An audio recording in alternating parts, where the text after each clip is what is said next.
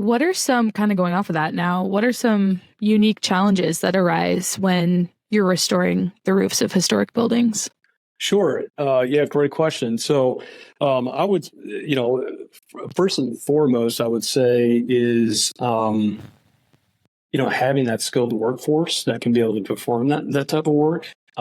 Because it's not every day that you have skilled sheet metal workers just walking down the street. Luckily we have a lot of guys that work for us and have been around for a while. But we understand that there are other roofing companies that won't be able to do that. There's things that we can't do either. There's definitely a market for that stuff. But having the right people in your office that actually can perform that work is step one, right? But it is a unique challenge in terms of actually finding or teaching. It could take years to actually teach somebody coming up through the company to actually be able to perform some of the things that are necessary on a historic roof. So the other thing that is challenging is, a lot of these roofs are, 100 plus year, but they're also a 100 plus year old building, right? So over the years, building starts to decay.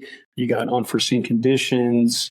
When you go and rip off the roof, you never really know what you're going to find back there in terms of, substrate or, I'm sure you guys, whether it's like lead paint, some of the asbestos, stuff like that. That's always kind of got to be something that's on your radar when you're dealing with stuff like that, because it might not be very obvious, on the outside looking in when you're pricing it. So, yeah, again, you never know what you're going to find when you start ripping the roof off. And so kind of be prepared for that. Luckily, we've been doing it a long time, and we already kind of plan to look for that stuff. We're not caught off guard when something like that happens. So, and again, I mean, what I was mentioning too is these buildings over the years obviously can start to shift a little bit, move. And so when it comes to actually putting back, ornamental cornice, metal, even slate or whatever, that can be a tricky thing because, you might get a set of plans that everything is very nice and straight. And, the reality is it's not. And so you kind of got to be able to, adapt to some of that.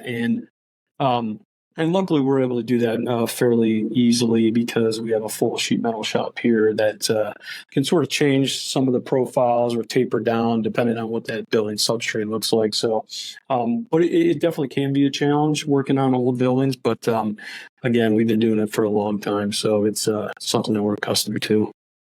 If your roof needs answers, subscribe now to the AskARoofer podcast. We've got your questions covered, one episode at a time.